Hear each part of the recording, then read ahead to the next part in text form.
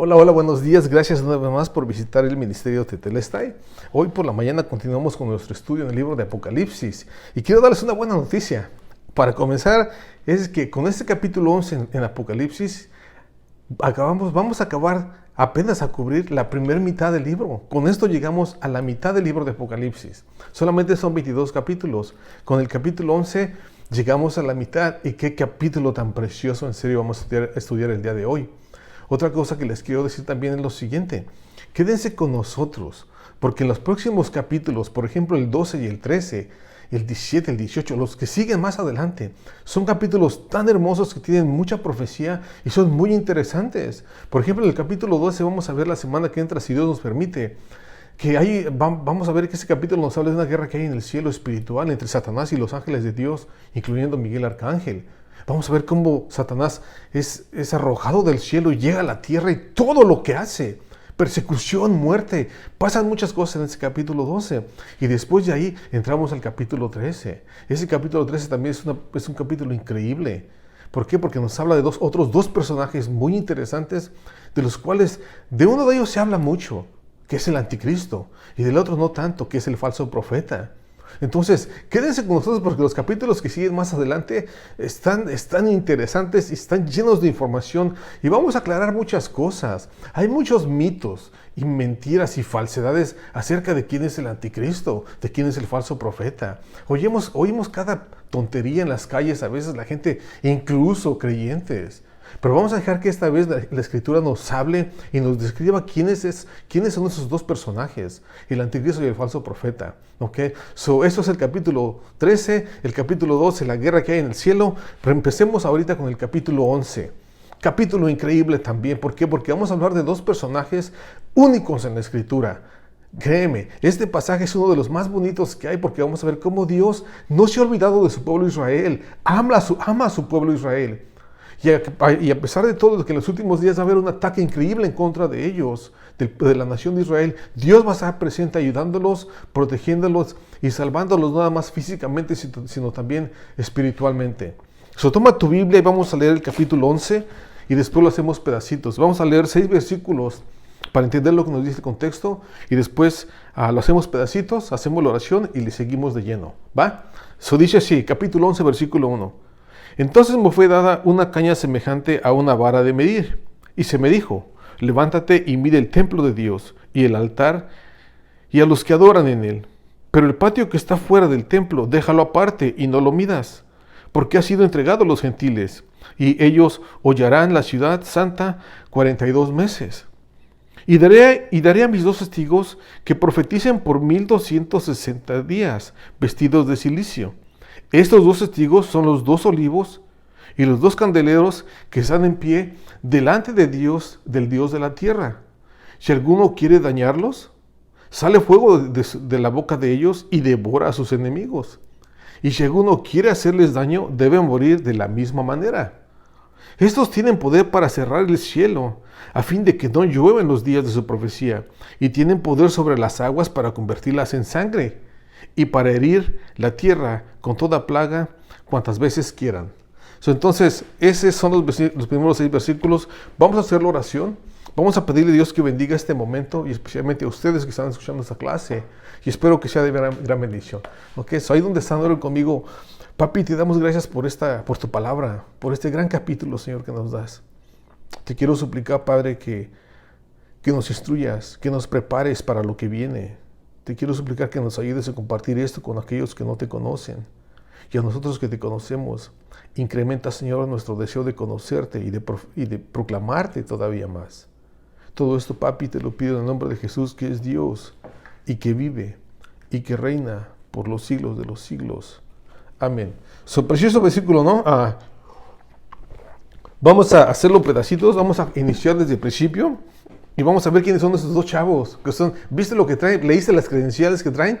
Traen poder para cerrar el cielo, no va a haber lluvia. Traen poder para convertir las aguas en sangre. Pero ya vamos a llegarle ahí. Pero vamos a entender primero algo aquí. Esta es una visión que tiene aquí Juanito. ¿Okay? El capítulo 11 es una visión que le presenta a Dios del futuro. Pero hace un comentario muy interesante. Quiero que entiendas algo. Dice lo siguiente. Dice que le fue dada una caña semejante como una vara para medir. Haz de cuenta una cinta para medir 1 metro. Pum, vamos a medir el templo. Pero dice el Señor lo siguiente. Mira el templo de Dios y dice el segundo versículo. Pero el patio que está fuera del templo, déjalo aparte y no lo midas, porque le ha sido entregado a los gentiles y ellos hollarán la ciudad santa 42 meses. Esa palabra hollarán, tradúcela a la pisotearán, la van a hacer pedazos. Aparentemente hay unas personas que pues no les interesa la ciudad. Y son esas personas que están a un ladito. Que dice ahí, por ejemplo, el versículo 2. Pero el patio que está fuera del templo, déjalo aparte y no lo midas porque le ha sido dado a los gentiles. Es decir, aquellos que no son judíos. Y ellos azotarán o pisotearán la ciudad santa durante 42 meses. Es decir, 3 años y medio. Algo interesante es esto. Hoy en día no hay templo. En este año, junio del año 2023, no hay un templo en Israel para los judíos donde pueden hacer sus sacrificios. Por lo cual sabemos que esto es futuro. Tiene que haber un templo ahí. Tiene que haber un templo porque más adelante en ese templo va a entrar el anticristo y se va a proclamar Dios dentro del templo. Y va a ser un sacrilegio y va a ser una maldad increíble. Eso lo vamos a ver en el capítulo 13.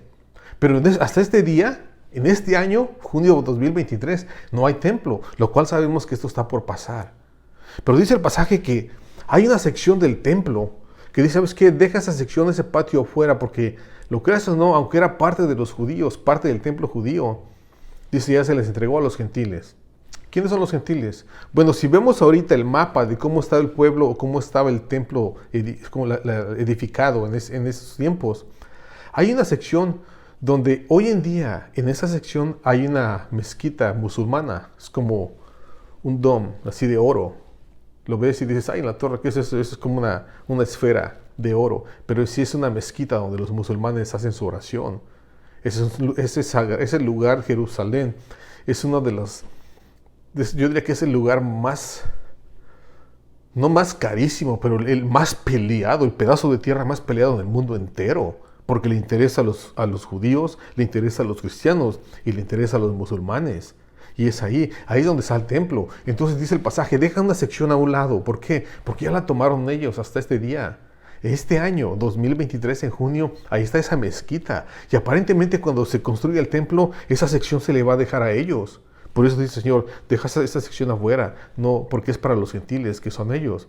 Entonces tengamos eso en mente, no hay templo y va a haber un templo porque es necesario para que se haga la voluntad de Dios. Entonces, cuando llegan estos dos testigos, vamos a ver que el templo está parado, ya está funcionando al 100%. Dice el versículo 3, y daré a mis 2 testigos que profeticen por 1260 días vestidos de cilicio. Aquí va a mandar a 2 personajes interesantes. Y dice que los va a mandar por esos días, son 3 años y medio solamente, ¿ok? Y quiero que entiendas esto. Estamos hablando de, tal vez, sí, esto está interesante. Va a mandarlos solamente por 3 años y medio y aparentemente van a ser en los 3 primeros años y medio de la tribulación. La tribulación son 7 años de tribulación, pero aparentemente ellos van a estar solamente 3 años y medio. Y lo más probable es que sea durante los primeros 3 años y medio de los 7. Ahorita se los voy a explicar. Dice lo siguiente, que le va a dar a los testigos que profeticen por 3 años y medio. Ok, vamos a comenzar, vamos a ver quiénes son estas 2 personas. Ve el versículo 4, que es lo que dice. Estos testigos son los 2 olivos y los 2 candeleros que están en pie delante de Dios, del Dios de la tierra. Vamos a entender primero este concepto para entender quiénes son ellos.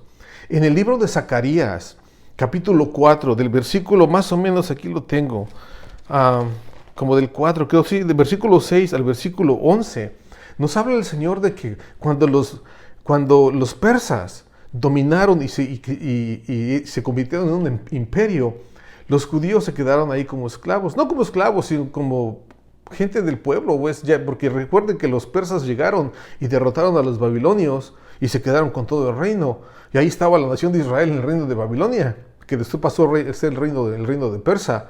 Y hubo un rey muy bueno que dejó ir a Nehemías y a otras personas a que regresaran a reconstruir el templo y a reconstruir todo Jerusalén después de la destrucción que hubo a través de los babilonios.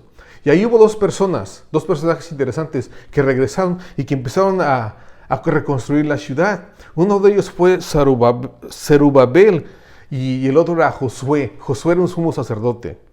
Y de ahí surgió una frase muy bonita, no lo vamos a leer para no tomar más tiempo. Pero de ahí surge un pasaje. Hay un versículo clave precioso que dice así más o menos: no con espada ni con ejército, mas con el Espíritu del Dios de Israel. Es una promesa que Él les dio, y Dios les estaba hablando a esas dos personas diciéndoles: esto lo van a hacer, la construcción del templo, la construcción de toda la nación de Jerusalén, de la ciudad de Jerusalén, se vaya a llevar a cabo no con espada ni con ejército, sino a través del Espíritu de Dios, del Dios de Israel. De ahí sale ese versículo, y la idea que nos dan aquí en este momento, el capítulo 11, es de que esos dos profetas que salen a predicar con autoridad, lo van a hacer sin fuerza, lo van a hacer sin guerra, lo van a hacer todo a través del poder del Espíritu de Dios. Ten eso en mente, porque aparentemente Dios los va a proteger de una manera única, que si les quieren hacer daño, Dios los va a proteger y va a permitirles que respondan a ese ataque y que destruyan a sus enemigos. Para comenzar, entonces vemos que estos dos personajes vienen llenos del Espíritu de Dios. Vamos a ver otro concepto acerca de ellos. Dice que solamente esos dos testigos son los dos olivos y los dos candeleros que están delante del pie de Dios, del Dios de la tierra. Now, entendamos esto. Vamos a ver quiénes son. Porque la Escritura nos dice, realmente nos da una idea en grande. ¿Quiénes son? Uno de ellos sabemos quién es. Sabemos que es Elías. ¿Cómo sabemos que es Elías? Porque en Malaquías capítulo 4, versículo 5, dice lo siguiente: que Dios va a mandar a Elías antes de que regrese el Señor a la tierra, antes de su gran día. Pero espérate, cuando Malaquías se escribió, Elías ya no estaba, ya se había ido al cielo en cuerpo y alma. Recuerda que Elías no murió, por eso es un personaje muy interesante. Dios nos promete en Malaquías que en los últimos días, antes de que Jesús regrese, dice: voy a mandarles a Elías. Espérate. Entonces, ¿me estás diciendo, Miguel, que Elías va a regresar? Tiene que regresar. Según la profecía en Malaquías, Elías tiene que regresar. Y Elías, lo más probable es que es uno de estos dos testigos. Y ahorita vamos a verlo por qué. Porque sus credenciales se mencionan aquí. Otras personas creen que el segundo testigo va a ser Enoc. ¿Por qué? Porque Enoc también fue una persona que no murió. Enoc fue llevado al cielo en cuerpo y alma como Elías. Pero hay un pequeño problema. ¿Por qué? Pues si Elías era de la nación de Israel, era judío. Era de la familia de los tisbitas, dice el pasaje.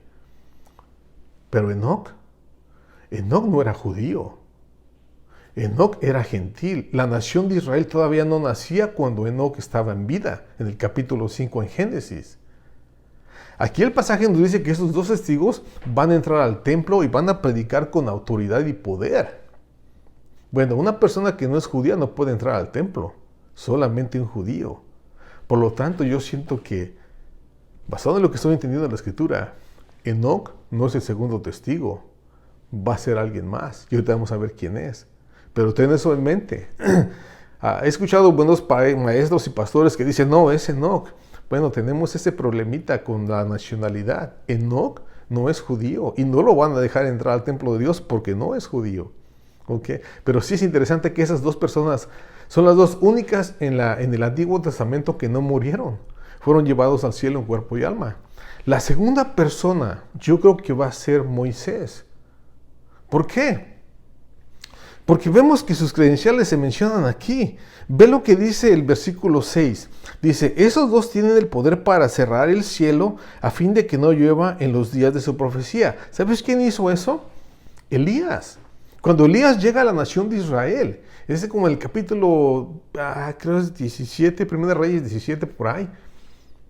Dice que llega Elías y que va a hablar con el rey Ahab, un rey malísimo, y profetiza: no va a haber lluvia en la tierra hasta que yo lo diga. Y pasan como 3 años y medio sin lluvia. Y aquí no nos dan el nombre, pero esa es una de sus credenciales. Eso es algo que él hizo.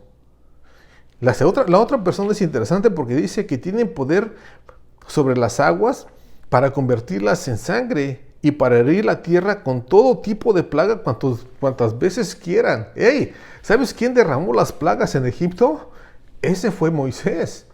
Él tiene poder para hacer eso. Nadie más hizo eso en la historia de Israel. en el Antiguo Testamento. Algo nos dice que estas dos personas vienen a predicar y tienen la autoridad increíble, porque recuerda, Elías fue un profeta que hizo milagros grandiosos. Él estaba acostumbrado a ver cosas grandísimas, que no lloviera, que cayera lumbre del cielo. Él vio terremotos y fuegos y vio cosas grandísimas. Él viene representando a los profetas. Moisés viene representando a la ley de Dios. Recuerda que él dio los 10 mandamientos. Entonces tienes a dos personajes bien pesados. Si lees la historia de Elías, en capítulo 1, versículo 17 del libro de Reyes, cuando aparece Elías, aparece de la nada. Ese chavo no sabemos de dónde salió. Ahí nomás de repente aparece porque Dios lo mandó. Y las primeras palabras que dice es esto: el Dios de Israel vive. Y no habrá lluvia hasta que yo lo mencione. Y se echa a correr y se esconde. Es chistoso imaginarse al profeta bien bravo, y recuerda, no solo eso, da su profecía y más adelante se enfrenta a 850 profetas falsos de Baal y de Jezabel.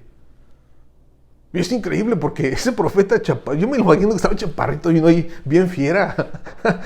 Están 850 profetas en contra de él y dice, ¿sabes qué? A fin de cuentas, el Dios de Israel manda fuego del cielo, quema un holocausto que ofrece Elías. Y dice el pasaje que Elías toma a cada uno de esos profetas falsos y los mata. Ese es el personaje que Dios va a mandar una vez más al final de los días a predicar sin miedo, con autoridad. Y va a mandar a Moisés, porque Moisés es otro gran personaje. ¿Y sabes qué tienen los dos en común? Es interesante.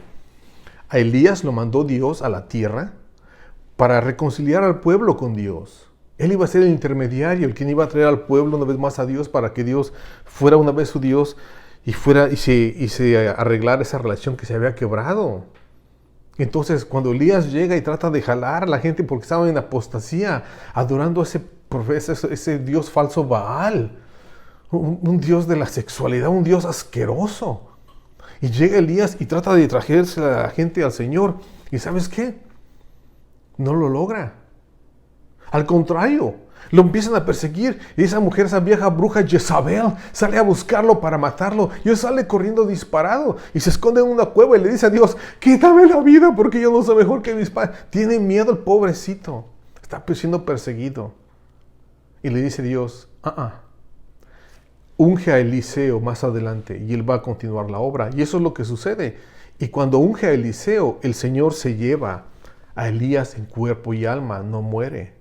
Pero Elías nunca terminó su ministerio.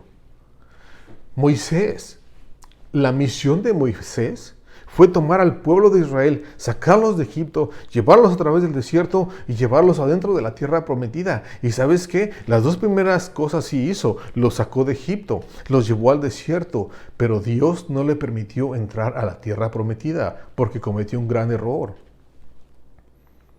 Tampoco Moisés terminó su ministerio en la tierra. Así como Elías no lo terminó, no pudo traer el pueblo hacia Dios, Moisés tampoco terminó su ministerio al llevar al pueblo adentro de la tierra prometida. Dios le dio una orden. En una ocasión, la gente de Israel tenía sed. Y Dios le dice a Moisés, pégale a esa roca y saldrá agua de la roca y la gente tomará agua. Y la gente está quejándose, dame agua, ¿por qué? Y llega Moisés y le pega a la roca y sale agua. Y toma la gente agua y no se mueren en el desierto. A una segunda vez que los israelitas tienen sed y llegan corriendo y se empiezan a quejar otra vez como Moisés, ¿por qué nos sacaste de Egipto? Ya teníamos agua, teníamos comida, teníamos esto. Y se molesta Moisés y va delante de Dios y le dice Dios, Moisés, háblale a la roca y dile que te dé agua. Moisés va y ve a la gente que se está quejando, que ¿por qué no nos sacaste? Que ¿por qué no nos trajiste? Y se molesta Moisés y toma la vara y le pega a la roca y de la roca sale agua y la gente toma agua. Pero eso no le pareció a Dios. Dios llama a Moisés, Moisés, ven para acá, vamos a platicar. ¿Cuál fue la orden que te di? Yo te dije que le hablaras a la roca Y tú en tu coraje fuiste y le pegaste con la vara y la gente tomó agua y la gente piensa que yo soy enojada con ellos y yo no soy enojada con ellos. Yo no estoy enojado, perdón, con ellos. Tú me malinterpretaste, Moisés. Yo no soy molesto con mi pueblo. Y por eso que acabas de hacer, no vas a entrar a la tierra prometida. ¡Wow! Es pesado. Eso no entra a la tierra prometida. Le permite verla de lejos solamente. Y Moisés muere. Y lo precioso de esto, capítulo 36, creo en Deuteronomio, dice que Dios mismo hace el hoyo y esconde a Moisés. Nadie sabe dónde está enterrado Moisés. Pero es otra clase. Pero vamos a regresar a la clase. Entiendan, esos dos personajes aparentemente son los que van a regresar en los últimos días. Y tiene que haber un templo. ¿No tienes idea de qué manera van a estar proclamando estos chavos? La autoridad que van a tener para dar un mensaje de la Escritura. A mí, honestamente, estaría precioso escucharlos. Estos hombres, especialmente Moisés, fue un amante de la palabra. Él escribió los primeros cinco libros de la Biblia. Génesis, Éxodo, Levítico, Deuteronomio y los Números. Todos esos libros los escribió él. ¿Y te imaginas Elías?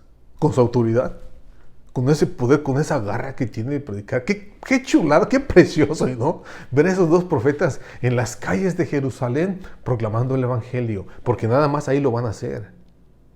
En el capítulo 7 aparecen 144,000 judíos, 12,000 de cada una de las 12 tribus de Israel.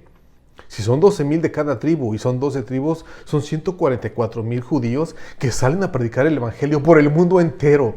No en Israel, entiende eso. Dios es tan listo que va a agarrar esos 144,000 judíos y van a invadir el mundo entero predicando el Evangelio y Dios los va a proteger con una marca especial también a ellos.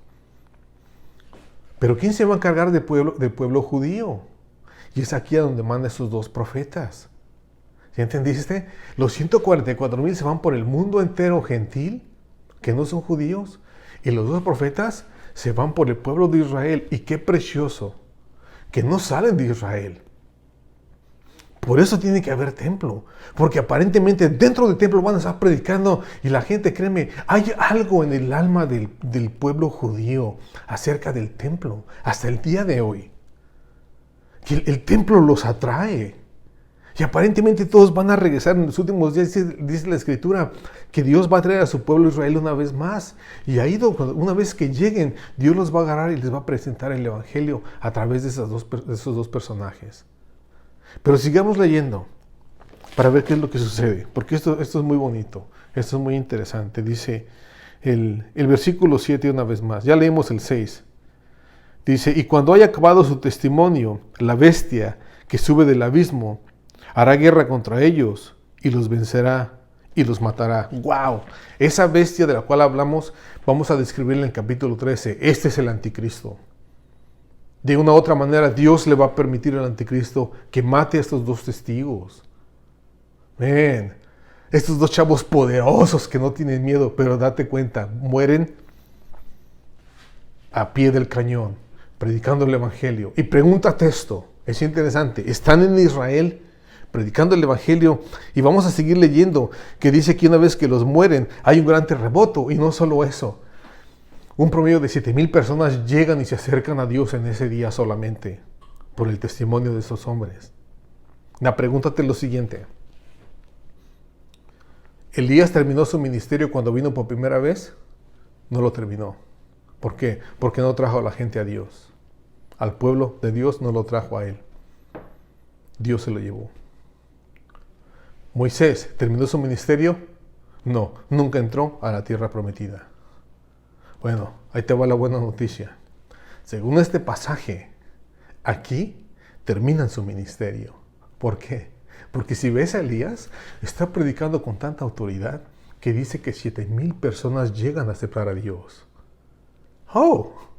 ¿So eso regresó a Elías? Ya, Elías tuvo que regresar para terminar su ministerio, para traer al pueblo de Dios y entregárselo a él. Y eso es lo que hizo aquí y lo hizo con su vida. Elías terminó su ministerio. ¿Pero qué hay de Moisés? ¿Moisés entró a la tierra prometida? Ya, he did, sí entró. En este momento lo estamos viendo. Está en el centro, en el corazón de Israel, que es Jerusalén. Y ahí está parado con Elías también predicando el Evangelio. Y vemos que Moisés entró a la tierra prometida. Lo que no pudo hacer la ley en el Antiguo Testamento, lo hizo la gracia. Dios le permite y lo trae. Permite que llegue a la tierra prometida y termina su ministerio. Miren qué increíble es esto. Que los dos profetas terminaron su ministerio al mismo tiempo. Y sabes que es algo muy bonito. Haz un estudio de estos dos personajes y los vas a ver constantemente juntos. Hay una vez aparecieron juntos otra vez, si te acuerdas, en la transfiguración que tuvo Cristo Jesús. Una vez que sube a la montaña y Jesús, vemos la transfiguración de que realmente quién es Dios. Y dice que aparece Moisés y Elías y platican con él acerca de su muerte y resurrección. Siempre andan caminando juntos estos dos chavos. Y aquí los vemos. Aquí llegan a terminar su ministerio. Y dice que el anticristo les quita la vida. Dios le permite. Es tiempo y los matan. Vamos a leer que en el capítulo 14 o en el capítulo 13 también mueren los 144,000. También los destruye el anticristo. En el capítulo 13, versículo 7, dice que se le da poder. Vamos a una probadita nada más. Versículo 7, capítulo 13 dice así. Y se le permitió ¿a quién? Al anticristo hacer guerra contra los santos y vencerlos. Y aparentemente los mata. ¿Por qué? Por el capítulo 13, en el siguiente capítulo, 14. En el capítulo 14 vemos a esos 144,000 hombres en el cielo adorando a Dios, de que también perdieron la vida. Eso es interesante, los capítulos están entrelazados. Pero eso es lo que pasó con Moisés y Elías, que cayeron muertos. Pero vamos a continuar. No creo acabar el capítulo hoy, ¿ok? Pero vamos a seguirle porque te digo, está bueno. Dice el versículo 8. Oye, que este está interesante. Y sus cadáveres estarán, una vez que los matan, en versículo 7, versículo 8 dice así. Y sus cadáveres estarán en la plaza de la grande ciudad, que en sentido espiritual se le llama Sodoma y Egipto, donde también nuestro Señor fue crucificado. Eso es Jerusalén. Nos dice el pasaje que sus cadáveres van a estar tirados ahí en esa ciudad y la comparan con Sodoma y con Egipto. Y quiero que entiendas el concepto. ¿A qué se refiere esto? Cada vez que menciona a alguien la ciudad de Sodoma y de Gomorra, lo primero que pensamos es homosexualidad. Porque ese fue el gran problema de Sodoma y Gomorra. Por eso fueron destruidas esas dos ciudades. Bueno, aquí aparentemente se le da ese título por esa razón. Porque la ciudad aparentemente está contaminada con mucha inmoralidad sexual. Esa es la comparación que hace este pasaje. Por eso le llaman, la escritura es la ciudad de Sodoma. Y Egipto fue un imperio. Egipto fue muy rico, fue un lugar muy precioso donde vivir. Haz de cuenta que era un país muy materialista. Y la gente iba a vivir ahí porque le encantaba vivir en lujo, le encantaba, tenían lo mejor de lo mejor. Egipto representa al mundo, el materialismo. Y aparentemente este pasaje nos dice eso. Que en esa ciudad de Jerusalén llegó a haber una perversidad increíble sexualmente hablando. Y no solo eso, una ciudad muy materialista. Completamente materialista. Y ahí es donde mueren estos dos profetas. Pero es interesante, dice que estuvieron en la gran ciudad, ahí ¿por cuánto tiempo? No nos dice más adelante, en el versículo 9, dice, y de los pueblos y tribus y lenguas y naciones verán sus cadáveres por 3 días y medio y no permitirán que sean sepultados. Mira qué cruel es esto. Aquí agarran a estos hombres, a estos dos testigos, les quitan la vida, los dejan ahí por 3 días y medio. Y dice que todo el mundo, ve lo que dice el pasaje, el versículo 8 fue el 9. Todas las naciones verán sus cadáveres, todos los pueblos, todas las tribus, todo el mundo. Hoy en día con la tecnología que tenemos, créeme, si pasa algo ahorita en el Medio Oriente, enseguida está en la televisión, enseguida está en el internet, lo ves en el teléfono, lo ves en la tableta. Las noticias vuelan hoy en día por la tecnología que tenemos. Y aquí dice que el mundo entero lo va a ver. Ya. Los chinos, los árabes, acá en Europa, en todo México, Estados Unidos, las cámaras de televisión, el internet, van a estar todos ahí viendo a esos dos personajes muertos en las calles de Jerusalén. ¿Y sabes qué? Los desprecian tanto que los dejan ahí 3 días y medio. ¡Wow! Y no solo eso, ve cuánto los detestaban. El versículo 10 dice así: y los moradores de la tierra se regocijan sobre ellos y se alegrarán y se enviarán regalos unos a otros, porque estos dos profetas habían atormentado a los hombres moradores de la tierra. Esa frase, moradores de la tierra, es una frase técnica en profecía, porque se refiere a la gente que está viviendo durante los últimos días en la tribulación aquí en la tierra. Se dice que estos hombres que viven en la tierra se alegran de verlos muertos en las calles. Y no solo eso, se dan regalos. Es como una Navidad satánica, bro. ¡Qué buena onda! Ya se murieron, toma un regalito. Naciones que no se quieren, tal vez se van a estar dando regalos. Ya se murieron esos dos profetas que nos tenían hartos con las palabras, con la palabra de Dios. Hasta ese extremo va a llegar el odio hacia Dios y su palabra y aquellos que lo siguen. Que los van a destruir, los van a matar 3 días. ¿Y sabes qué? Las cámaras de CNN, las cámaras de las Televisa y todo el mundo van a estar ahí viendo los cadáveres muertos. Oh. ¿Pero qué crees que pasa al rato? Checa lo que pasa. Es increíble. Estaría bueno hacer una película, ¿no?, de este pasaje. Ven lo que sucede. El versículo 11 dice, una vez más el 10, y los moradores de la tierra se regocijan sobre ellos y se alegran y se envían regalos unos a otros, porque estos dos profetas los habían tormentado a los moradores de la tierra. Pero después de 3 días y medio, entró en ellos el espíritu de vida enviado por Dios, y se levantaron sobre sus pies, y cayó un gran temor sobre los que los vieron. Toma. Eso es increíble. Están muertos por 3 días. Ok. Y de repente las cámaras los están viendo. Todo el mundo está viendo los cadáveres ahí. Y te imaginas ahí los dos tirados muertos y de repente abren los ojos. ¡Toma! Está interesante, ¿no? ¡Pum! Se despiertan. Y no solo eso, vamos a ver qué dice el Señor. ¡Vengan para acá! Y se los lleva hacia el cielo en cuerpo y alma. ¿Qué hubo? Dice el pasaje que cuando resucitan, la gente se llena de pavor, de miedo. ¿Por qué? ¿Por qué tienen miedo? Bueno, porque ya vieron lo que hicieron. Ellos tienen poder para matar gente, tienen poder para mandar a traer lumbre del cielo, tienen poder para hacer muchas cosas. Y tienen poder sobre la misma muerte, porque se acaba de ver que no es ellos el que tienen poder, es Dios quien permitió que se levantaran entre los muertos. Pero ¿sabes por qué tienen miedo? Oh, lo primero que están pensando es venganza. Se van a vengar de lo que les hicimos. Y ese es el temor. No es interesante, y no que cuando haces algo malo tienes miedo a las consecuencias de lo que hiciste. Y aparentemente esta gente por eso tiene miedo. Porque saben que lo que hicieron está mal. Pero no es eso lo que sucede. No. ¿Te imaginas ver a una persona muerta después de 3 días que se levante y que todo el mundo lo vea? Dice el versículo 12. Y oyeron una gran voz del cielo que decía, ¡suban acá! Y subieron al cielo en una nube y sus enemigos los vieron. Todo el mundo los vio. ¡Qué voz!, ¿no? ¡Qué increíble! ¡Suban para acá! Y cuando se oye la voz, se levantan y ya me imagino las cámaras viéndolos cómo están ascendiendo al cielo. Y el pavor, el miedo le cayó a esta gente. El versículo 13 cierra ahí. Con este terminamos. En aquella hora hubo un gran terremoto y la 10ª parte de la ciudad se derrumbó y por el terremoto murieron un número de 7,000 hombres. Y los demás se aterrorizaron y dieron gloria a Dios del cielo. ¡Wow! Algo pasó aquí, fíjate, con ese gran evento. La gente se aterroriza, pero muchos de ellos, dice que 7,000, corren a alabar a Dios.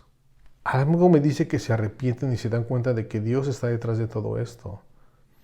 Corren y le piden perdón, y Señor, lo glorifican. Y aparentemente Dios los perdona. ¿Por qué? Porque, ¿sabes qué? En este punto, dice el pasaje que le dieron gloria a Dios. Necesitas estar completamente loco o entregado 100% a Dios para darle gloria en estos días, en el tiempo de estos pasajes.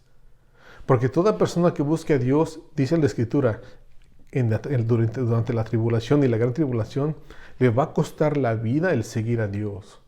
O sea, lo más probable es que estas personas van a morir por su fe. Y eso es increíble. Entonces, toma todo eso en cuenta. Este es el capítulo 11.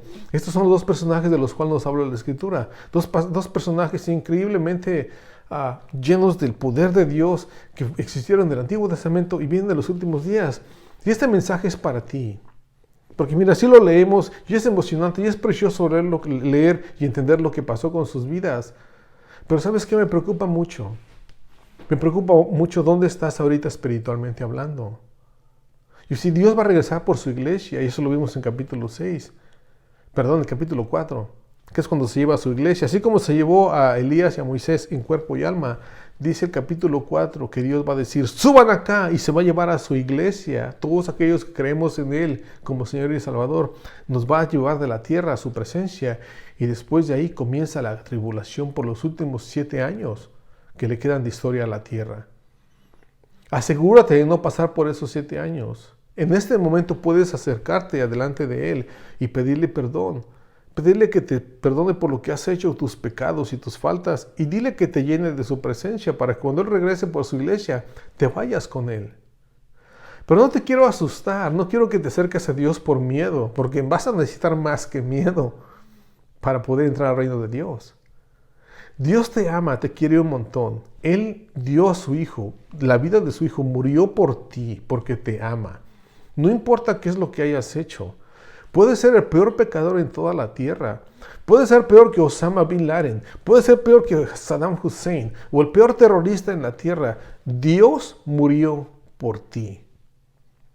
Si eres un ratero, un ladrón, si eres un mentiroso, si eres una persona que anda viviendo la vida loca, inyectándose de todo y metiéndose con quien sea, si engañaste a tu esposo, engañaste a tu esposa, si estás viviendo en pecado, Dios está dispuesto a ayudarte, no solamente a perdonarte, sino a ayudarte a salir de esa vida y llevar una vida mejor.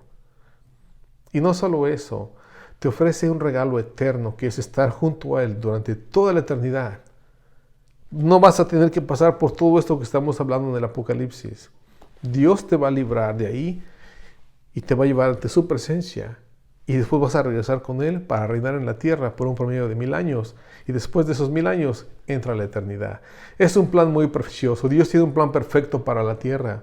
Pero solamente depende de ti si quieres aceptar ese regalo y ser parte de ese plan. No seas tonto, no seas tonta. Ten en consideración esto que estás escuchando, esto que te estoy presentando. Y decide buscarlo, decide aceptarlo. Y una vez que lo hagas, te aseguro que Él te va a aceptar con los brazos abiertos. Bueno, una vez más, gracias por haber estado conmigo.